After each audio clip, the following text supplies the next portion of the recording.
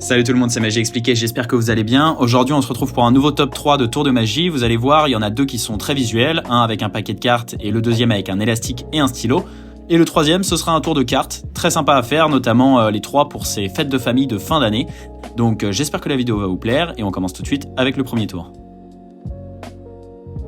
Pour ce tour, le magicien récupère un paquet de cartes et le fait disparaître instantanément dans ses mains. Ce tour est extrêmement rapide et visuel. Pour ce tour, équipez-vous de la boîte de vos cartes. Retirez-y les cartes, l'effet sera plus simple à réaliser.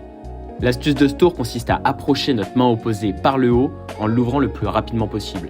Utilisez l'énergie de cette ouverture pour, à l'aide de votre pouce, propulser le paquet sur vos genoux. Il est donc important d'être en position assise avec vos bras en bordure de table. Il est aussi très important de maintenir la continuité du mouvement pour que le geste paraisse le plus naturel possible. À vitesse réelle, l'effet est extrêmement convaincant et très visuel. Alors pour ce tour, je vais utiliser un élastique, tout ce qu'il y a de plus normal, comme ceci, que je vais venir positionner entre mes deux annulaires. Et j'ai au préalablement déposé donc un stylo juste devant moi. Et vous l'avez sûrement compris, l'objectif de ce tour, ça va donc être de tenter de faire rentrer le stylo à l'intérieur de la boucle de l'élastique. Donc comme ça paraît assez impossible, mais regardez bien, si je compte jusqu'à 3, 1, 2, 3, et hop, d'un coup et d'un seul, le stylo est bien passé à l'intérieur de la boucle de l'élastique. Et bien sûr, tout peut être donné à examiner à notre spectateur. Alors pour ce tour, vous allez devoir faire une petite manipulation avec votre élastique que vous allez positionner comme ceci entre vos deux annulaires et vous allez donc utiliser votre pouce de votre main forte, donc là en l'occurrence moi c'est ma main droite, qui va donc venir à l'intérieur de l'élastique afin de soulever la partie supérieure pour laisser la place comme ceci au majeur de récupérer cette partie supérieure afin de la replier tout simplement vers l'intérieur. Donc c'est un mouvement qui prend une seconde et demie à se faire. Donc on est là, on rentre le pouce, on soulève la partie supérieure, avec le majeur on la tire et on rentre vers l'intérieur. Ici on se rend compte que du point de vue de notre spectateur, il pourra tout à fait croire que l'élastique est entre nos deux annulaires. Donc à partir de ce moment, on vient récupérer tout simplement le stylo avec la main qui a réalisé la manipulation. C'est très important que le stylo soit là, car en fait, quand on va ouvrir le majeur, tout l'élastique va partir et donc va tout de suite comprendre le stylo à l'intérieur de la boucle de l'élastique.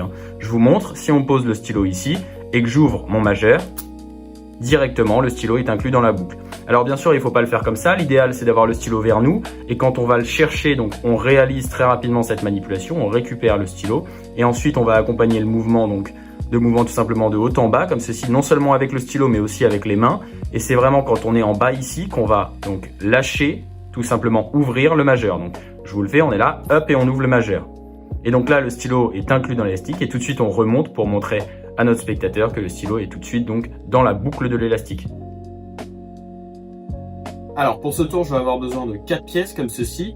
C'est 4 pièces complètement normales que le spectateur pourrait bien sûr examiner, il n'y a aucun problème là-dessus. Et alors le tour va être assez simple, en fait c'est un tour de téléportation. Donc je vais juste avoir posé ma main sur une pièce et sur l'autre comme ceci et d'un coup la pièce va complètement se téléporter. Assez impressionnant, non? Donc on peut recommencer, mettons avec cette pièce-là et cette pièce-là et d'un coup la pièce là aussi s'est complètement téléportée. Et on peut recommencer une dernière fois avec ces pièces-là, hop. Et d'un coup, là aussi, la pièce s'est complètement téléportée. Assez impressionnant, on avait 4 pièces, elles se sont téléportées au même endroit.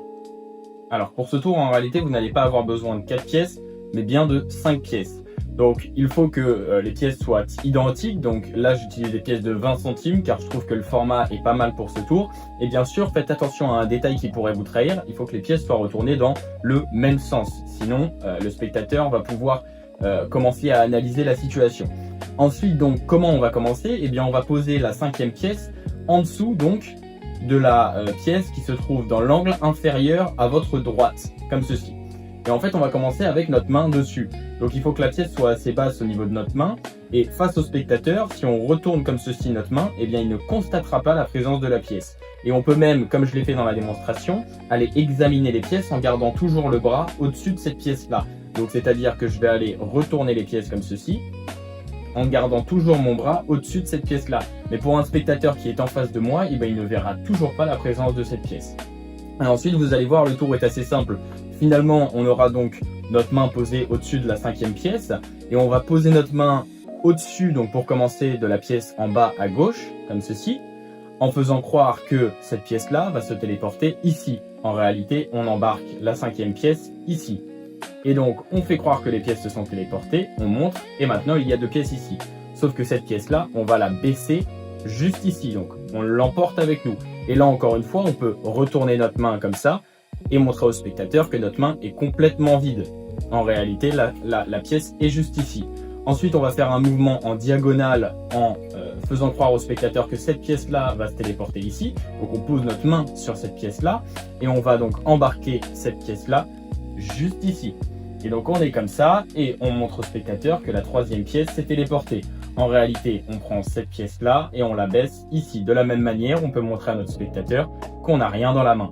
Et enfin, pour la dernière pièce, vous avez compris, on va poser notre main sur la quatrième pièce, apporter cette cinquième pièce juste ici, on frotte, on montre au spectateur que la quatrième pièce s'est téléportée, et concernant cette pièce-là, on va l'amener ici, et on va surtout en fait la faire tomber. Donc essayez de vous assurer d'être sûr de la moquette en dessous pour ne pas que ça fasse du bruit, ou alors rapprochez suffisamment votre corps de la table pour que la pièce tombe sur vos genoux, comme ceci. Voilà. Et donc là, du coup, on n'a plus aucune preuve, on peut montrer nos mains à notre spectateur et il aura constaté que les 4 pièces se sont téléportées d'un seul coup, ce qui est quand même assez impressionnant.